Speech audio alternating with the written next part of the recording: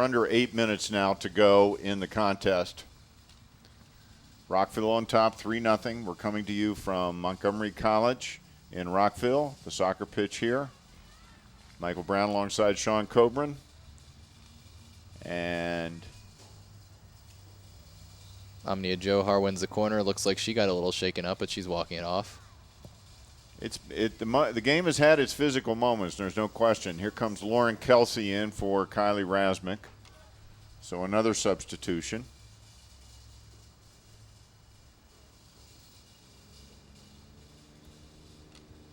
And this is Harden with the corner kick. And, ooh, nice attempt there by Rutherford. Almost had that head goal. And you see the reaction from Rutherford. She wanted that extra goal for her team. Oh, absolutely. She's had 6 goals on the season. She knows where the back of the net is. And we talk about they like this play to sneak the player back for the header, and Rutherford one of the best at executing that. Hey, and Sean, what a great shot that was by our camera guys. Unbelievable footage that we've seen here today. Yeah, it's really a credit to the work that they put out there, and we have the fun job, Michael. We come here and we get to talk about it, but there's the setup involved. There's standing out there and making sure that there's an excellent camera shot. And anyone who's ever tried to run a camera knows that it's a lot more difficult than throwing that thing out there and pointing it. Boy, that's for sure. That is absolutely for sure. Particularly on a day like this where it's warm and sunny, it's a tough job. There's no question about it. Absolutely. You're battling the elements, and, hey, you're going to get a little bit sweaty, and you got to keep a good grip on the camera. Yep. And it's hard. These are moving objects here, folks. Moving at high speeds. We're not photographing potted plants here. So, Rockville. Photographing potted plants is not on the Montgomery College YouTube channel, is it? No, it is not. Okay. No, it is not. We have much more interesting stuff on there than that. Yeah, from what I've seen, whenever I click on an episode, I continue watching all the segments. So potted plants was something I might skip, but luckily not an option. And we are down to almost the 4-minute mark here in the match. Rockville cruising at this point. Still playing aggressively, but the game getting pretty close to well in hand, Sean. Yeah, and you can see kind of the body language on the field that they're trying to wrap it up. And, Rockville's still trying to get that last tally. You can see some of the players really efforting to get the ball in the net one more time. Oh, absolutely. Everybody wants to score.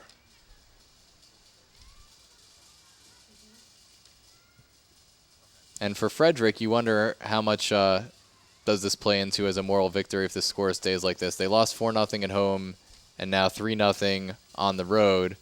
A 1-goal improvement off of your home field. I would have to think that they could take a lot of positives out of this game. Their defense has played very well. Bowers has had tremendous saves and goal. Absolutely. She has saved 3 sure goals today. It could very easily be 6-0. Oh, easily. And the relentless pressure that she's faced. I mean, you can't compare the pressure that she's been under versus Santiago. It's absolutely night and day. And Rockville is not the number 2 team in the country for no reason. No. So we've talked about the sort of disappointed from a fan of the game's perspective that Frederick hasn't really committed a lot offensively. They haven't shown a lot, but it's when you're playing Rockville, you have to kind of make your decision of where you're going to stick your players. So I would imagine that Frederick much better offensively in most of the games that they play. Oh, absolutely. Although they have had some problems scoring this year because of the injuries. They lost a couple of offensive stars to ACL tears, and they had to switch some players around. And it's been a tough season in some ways. It's been a good season in some ways. And as Frederick here getting ready to throw it in, we're approaching just a couple of minutes left now in the contest. A few seconds ago, Masha Rutherford getting in one more shot. She wasn't going to leave the field without knocking somebody else down. All right, Sean. Now I know we still have a couple of minutes of action left, but I think we can both agree the game is pretty well in hand for Rockville.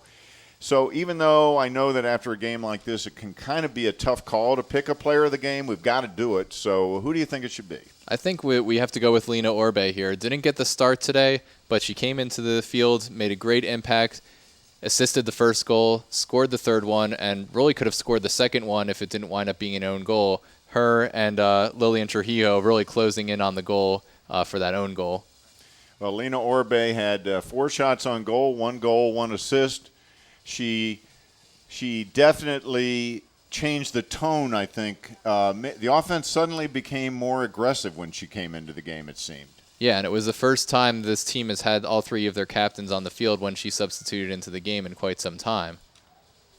Another good attempt there by Smet. She was going for it. And McKenna Smet really had an impact in the first half when she was playing midfield, winning a lot of balls, distributing them.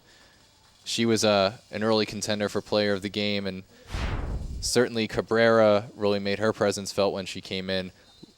When you win 3-0 in such a dominant fashion, there are a lot of players that you could choose to be the individual best performer on the game. But today, Orbe, the star among stars. Absolutely. The praise could be passed around. That is the end of our match.